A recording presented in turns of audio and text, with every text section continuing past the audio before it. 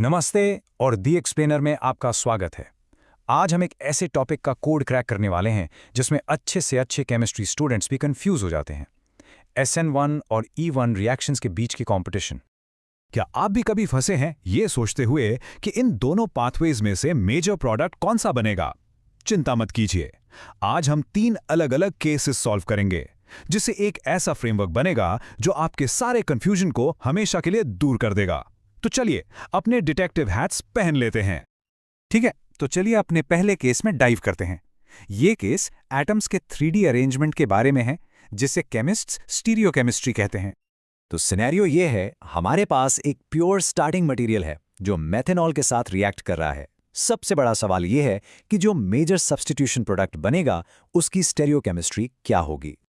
अच्छा, हर अच्छा डिटेक्टिव सबसे पहले क्लूज को एनालाइज करता है। हमारा सबस्ट्रेट एक टर्शरी एल्काइल हैलाइड है जो काफी बल्की होता है। रिएजेंट है मेथनॉल जो एक वीक न्यूक्लियोफाइल भी है और एक पोलर प्रोटिक सॉल्वेंट भी। ये सारे इशारे साफ साफ एक ही तरफ जाते हैं। यहाँ एक SN1 रिएक्शन होने वाली है।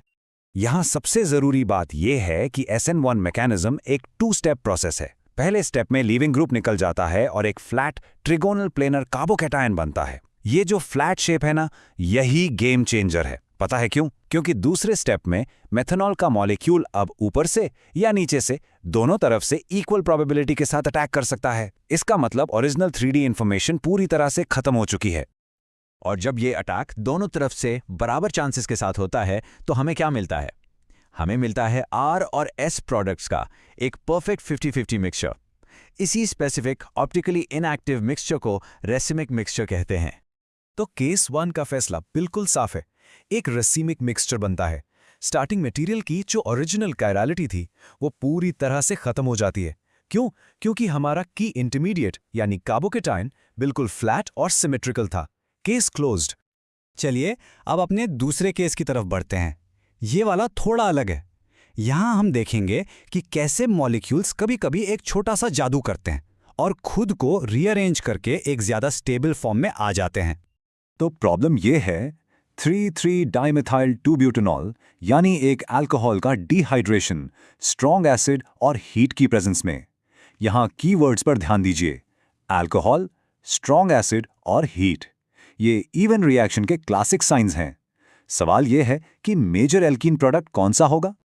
चलिए इसका मैकेनिज्म देखते हैं। सबसे पहले अल्कोहल प्रोटोनेट होता है और वाटर निकल जाता है, जिससे एक सेकेंडरी कार्बोकैटायन बनता है। लेकिन यहाँ एक ट्विस्ट है, ये सेकेंडरी कार्बोकैटायन ज़्यादा स्टेबल नहीं होता। तो मॉलिक्यूल एक 1,2 मिथाइल शिफ्ट करता है। एक मिथाइल ग्रुप लिटरली पास वाले कार्बन पर जंप कर जाता है और एक बहुत ज़्यादा स्टेबल टर्शरी कार्बोकैटायन बनाता है। ये रीअरेंजमेंट इस केस का सबसे इंपॉर्टेंट क्लू है। और ये कंपैरिजन बिल्कुल साफ दिखाता है कि वो रीअरेंजमेंट क्यों हुआ। हमने शुरुआत की एक कम स्टेबल सेकेंडरी कार्बोकैटायन से और शिफ्ट के बाद हमें मिला एक बहुत ज़्यादा स्टेबल टर्शरी कार्बोकैटायन। ये एक फंडामेंटल रूल है, केमिस्ट्री हमेशा ज्यादा स्टेबिलिटी का रास्ता चुनती है। अब जब हमारे पास सबसे स्टेबल कार्बोकैटायन है तो हम फाइनल प्रोडक्ट कैसे डिसाइड करेंगे? यहाँ काम आता है ज़ाइट्सेव्स रूल। ये रूल कहता है कि एक एलिमिनेशन रिएक्शन में मेजर प्रोडक्ट हमेशा वो एल्कीन होगा जो सबसे ज्यादा सब्स्टिट्यूटेड हो और इसीलिए सबसे ज्यादा स्टेबल हो।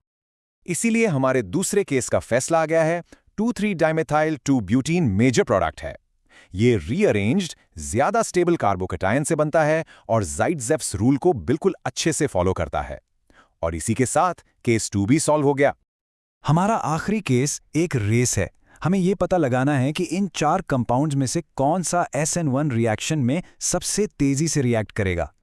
तो हमारे कंटेस्टेंट्स हैं टर्ड butyl bromide, isopropyl bromide, benzyl bromide और इथाइल ब्रोमाइड। इस रेस को जीतने का यानी सबसे तेज होने का राज सिर्फ एक चीज में है, हर कंपाउंड जो कार्बोकैटायन बनाता है उसकी स्टेबिलिटी। चलिए हर एक को एनालाइज करते हैं। बेंजिल ब्रोमाइड एक सुपर स्टेबल कार्बोकैटायन बनाता है रेजोनेंस की वजह से, जिससे पॉजिटिव चार्ज पूरे बेंजीन रिंग पर फैल जाता है। फिर टर्ड ब्यूटिल ब्रोमाइड एक स्टेबल टर्शरी कार्बोकैटायन बनाता है, जिसको हाइपर कॉन्जुगेशन से हेल्प मिलती है, जहां पास के बॉन्ड्स अपनी इलेक्ट्रॉन डेंसिटी शेयर करते हैं। आइसोप्रोपाइल ब्रोमाइड एक कम स्टेबल सेकेंडरी कार्बोकैटायन बनाता है और इथिल ब्रोमाइड तो एक बहुत ही अनस्टेबल प्राइमरी कार्बोकैटायन बनाता है। तो इससे हमें स्टेबिलिटी का एक क्लियर ऑर्डर मिल जाता है। रेजोनेंस से स्टेबलाइज्ड बेंजिल कार्बोकेटायन सबसे ऊपर एक अलग ही लीग में है। उसके ठीक पीछे आता है टर्शरी और सेकेंडरी कार्बोकेटायन तो काफी पीछे रह जाता है। तो रेस का रिजल्ट बिल्कुल साफ है। रिएक्टिविटी का ऑर्डर बिल्कुल वही है जो कार्बोकेटायन की स्टेबिलिटी का ऑर्डर है। करेक्ट रैंकिंग है, बेंजीन सबसे तेज है, उसके बाद टर्शरी, फिर सेकेंडरी और आखिर में प्राइमरी। जो कंपाउंड सबसे स्टेबल इंटरमीडिएट बनाता है वही रेस जीतता है। तो इन 3 केसेस को सॉल्व करने के बाद हमने कौन से जरूरी रूल्स सीखे हैं? चलिए इन सब को आपके लिए एक अल्टीमेट चीट शीट में डालते हैं। तो ये है सबसे इंपॉर्टेंट समरी।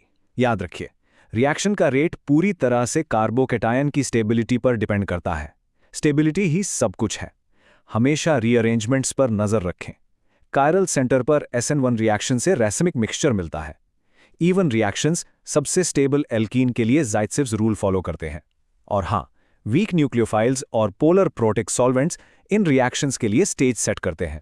बस इन बातों को ध्यान में रखिए और आपसे कोई गलती नहीं होगी। अब आपके पास प्रोडक्ट्स के बीच डिसाइड करने का फ्रेमवर्क है, लेकिन कहानी यहां खत्म नहीं होती। क्या आपने कभी सोचा है कि अगर रिएक्शन का टेम्परेचर बढ़ा दिया जाए तो क्या होगा? टेम्परेचर एक बहुत ही इंपॉर्टेंट फैक्टर है जो अक्सर सब्स्टिट्यूशन के ऊपर एलिमिनेशन को फेवर करता है और रिएक्शन को एक बिल्कुल नई दिशा में ले जाता है। ये सोचने वाली बात है। अगले एक्सप्लेनर तक एक्सप्लोर करते रहिए।